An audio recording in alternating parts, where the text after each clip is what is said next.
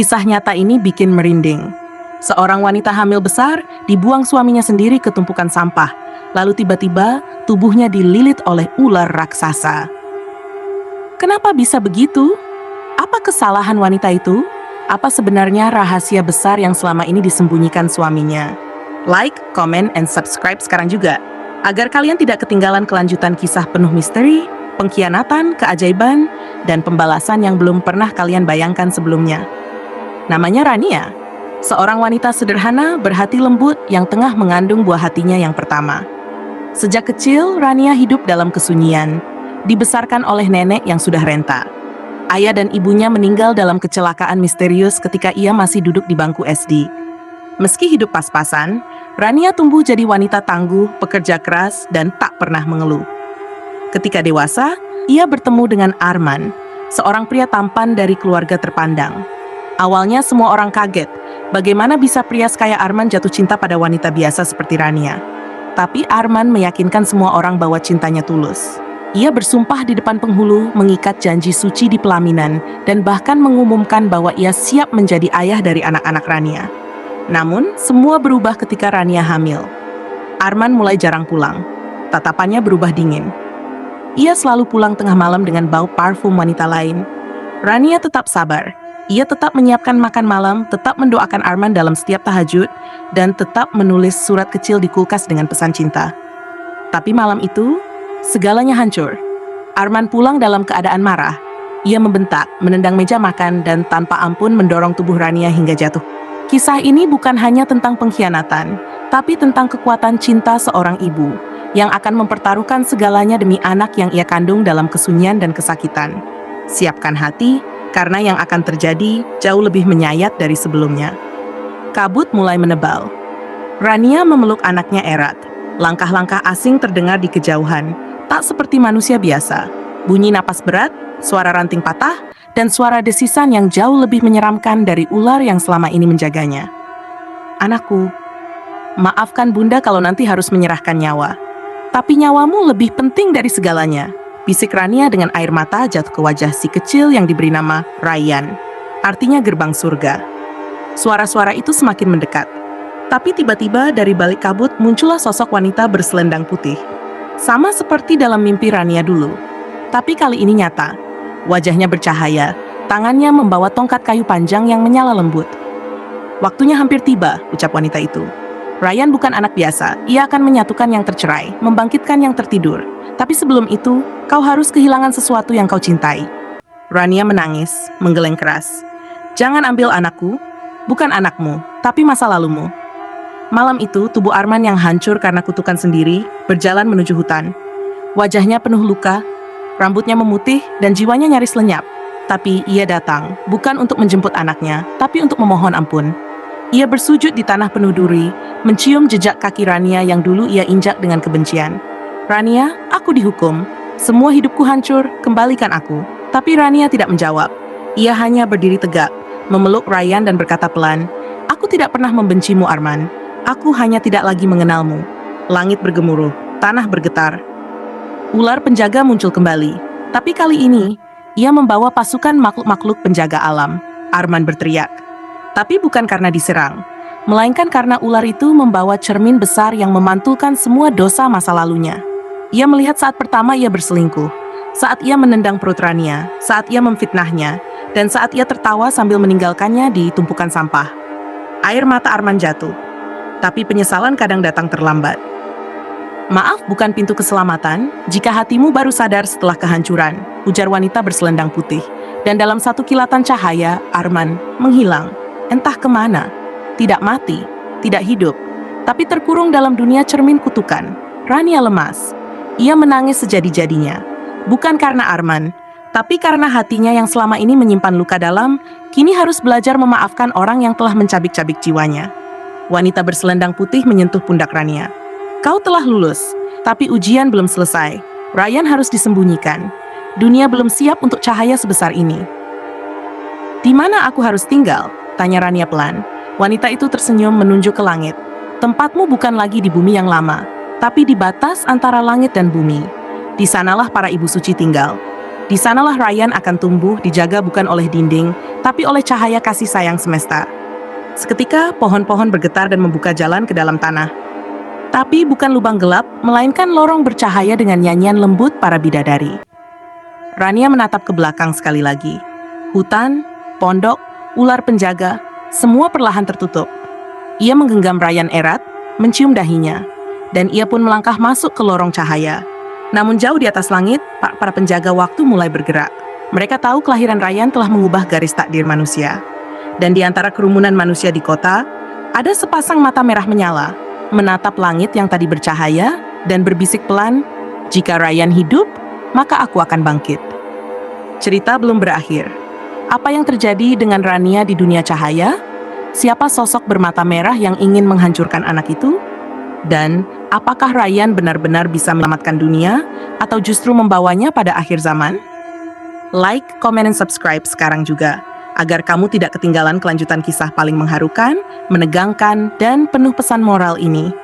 Karena cinta seorang ibu tidak pernah berakhir, bahkan melintasi dunia dan waktu. Apa yang kamu lihat barusan, baru permulaan.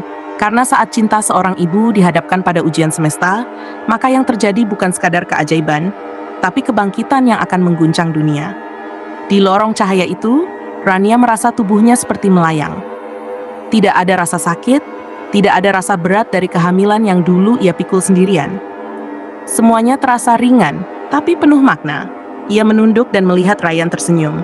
Senyuman yang belum pernah ia lihat sebelumnya. Senyuman yang membuat hatinya hangat, meski udara di sekeliling terasa seperti ruang waktu tanpa batas. Namun langkahnya terhenti ketika suara-suara mulai berbisik dari dinding cahaya. Dia sudah lahir, keturunan dari garis langit ketujuh. Kalau dia hidup, yang lama akan bangkit. Rania mengerutkan dahi. Ia ingin bertanya, tapi wanita berselendang putih sudah tidak ada di sampingnya.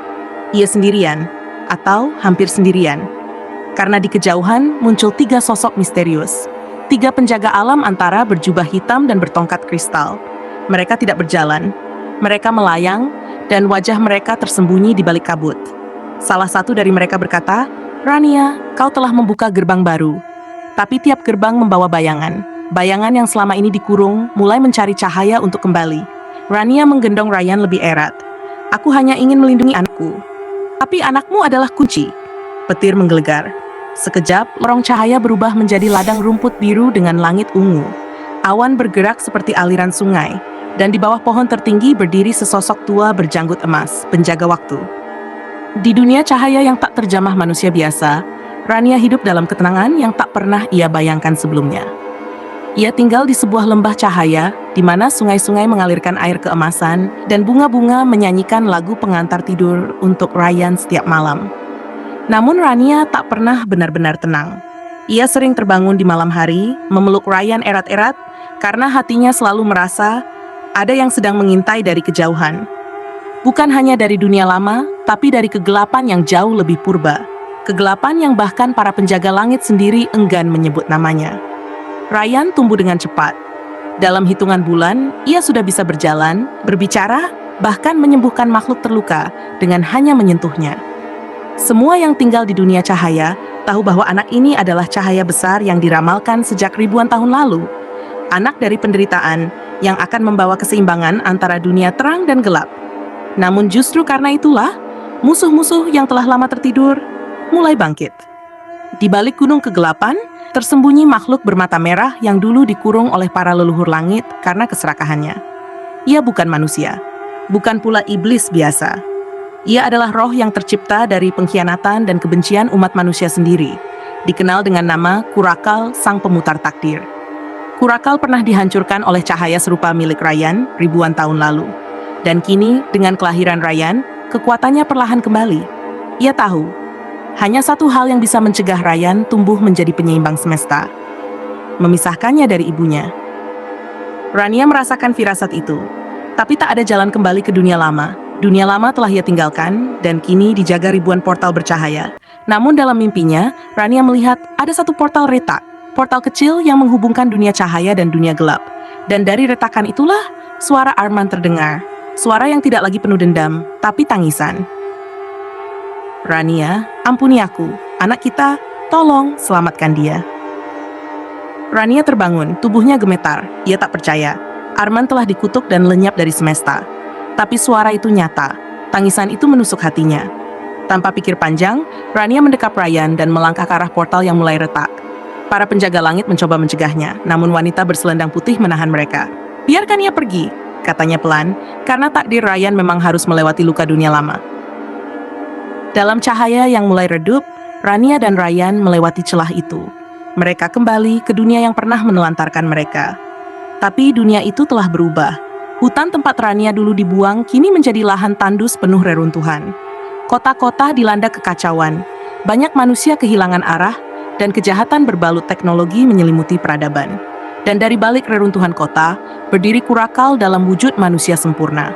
Setelan jas hitam, mata menyala merah, dan senyum dingin. "Selamat datang kembali, Rania," ucapnya. Rania menggenggam tangan Ryan kuat-kuat. Anak itu menatap Kurakal, lalu mundur selangkah. "Ayah, ada di sana," bisik Ryan. Rania tersentak. Dari balik bayangan, Arman muncul. Kurus tak berdaya, matanya kosong, tapi di tangannya ada sebuah kalung yang dulu Rania kenakan saat malam mereka menikah. "Aku tak bisa memutar waktu," ujar Arman, "tapi jika aku bisa menjadi tameng untuk anak ini, biarlah aku binasa untuk membayar semuanya." Rania berteriak, "Ya!" Namun Kurakal sudah mengangkat tangannya. Dalam sekejap, Arman terlempar ke udara. Ryan berlari. Tapi sebelum Kurakal bisa menyerang lagi, tubuh Arman meledak dalam cahaya terang. Kalung yang ia genggam berubah menjadi perisai cahaya, melindungi Rania dan Ryan. Kurakal menjerit. Wajahnya mulai retak. Rania menatap Ryan, dengan air mata menetes. "Maafkan ayahmu. Ia mencintaimu, meski terlambat." Dan dalam getaran tanah yang semakin menggila, langit terbelah, memperlihatkan ribuan portal bercahaya dan hitam bergabung. Pertarungan antara terang dan gelap tak bisa dihindari. Para penjaga mulai turun. Makhluk-makhluk malam mulai muncul dari bayang-bayang. Dan Ryan dengan tangan kecilnya mengangkat perisai itu. Matanya bersinar, bukan biru, bukan hijau, tapi warna yang tak pernah dikenal manusia. Warna pengampunan, warna pengorbanan. Warna yang mungkin bisa menyelamatkan dunia atau menghancurkannya jika jatuh ke tangan yang salah. Like dan subscribe sekarang, karena kisah ini belum berakhir dan kekuatan Ryan baru saja mulai bangkit. Cerita ini akan terus berlanjut, dan kamu tidak mau melewatkan satu detik pun dari kisah yang akan mengguncang hati dan jiwa. Pesan moral yang getarkan. Ryan berdiri di tengah kehancuran. Debu mengambang, langit berwarna jingga darah, dan suara tangis dari kota yang terbakar memenuhi udara. Tapi ia tidak takut. Ia masih anak-anak, tapi hatinya membawa kekuatan yang hanya dimiliki oleh jiwa yang lahir dari penderitaan dan cinta sejati. Rania berdiri di belakangnya. Tubuhnya lemah, namun matanya penuh harapan. Ia tahu, tugasnya hampir selesai. Tapi ia juga tahu, cerita ini belum selesai. Dunia masih harus belajar satu hal penting. Tentang mencintai tanpa syarat. Tentang menebus dosa bukan dengan kemarahan, tapi dengan keberanian untuk mengorbankan diri. Dan di sanalah kekuatan sejati Ryan. Bukan pada cahaya yang bisa membakar musuh, bukan pada perisai yang bisa membelah langit, tapi pada hati kecilnya yang masih mau memaafkan. Pesan moral untuk kita semua. Jangan pernah menganggap rendah seorang wanita hanya karena ia lemah di mata dunia. Bisa jadi dari rahimnya lahir penyelamat semesta. Jangan pernah menyesal terlambat mencintai. Tapi jangan pula tunda menunjukkan cinta karena waktu tidak pernah menjanjikan jeda untuk penyesalan. Pengampunan bukan kelemahan. Justru, dalam dunia yang penuh kebencian, mereka yang bisa memaafkanlah yang paling kuat. Jangan buang seseorang hanya karena kita sedang marah atau terbutakan ego. Karena bisa jadi, orang yang kamu buang hari ini adalah orang yang akan menyelamatkan hidupmu di masa depan. Anak-anak tidak hanya butuh kelahiran. Mereka butuh kasih sayang, contoh, dan keberanian orang tuanya untuk melindungi mereka dari kegelapan. Bahkan jika kegelapan itu datang dari diri kita sendiri. Terima kasih sedalam-lamanya kepada kalian yang telah menonton, mendengarkan, dan ikut merasakan denyut cerita ini. Cerita ini hadir dari luka, harapan, dan cinta yang sering tak terdengar di dunia nyata. Jika kamu merasa cerita ini menyentuh hatimu, jika kamu percaya bahwa pengorbanan ibu dan anak layak untuk diperjuangkan, jangan ragu untuk like, komen, dan subscribe sekarang juga. Ajak temanmu menonton. Bagikan ke keluarga, sahabat, atau siapapun yang mungkin sedang kehilangan harapan. Karena kadang, hanya lewat cerita seperti inilah kita belajar bahwa luka bisa menjadi cahaya jika tidak disembunyikan. Tulis di kolom komentar, apa pelajaran terbesar yang kamu ambil dari kisah Rania dan Ryan? Sampai jumpa di lanjutan kisah ini, karena cerita mereka belum berakhir.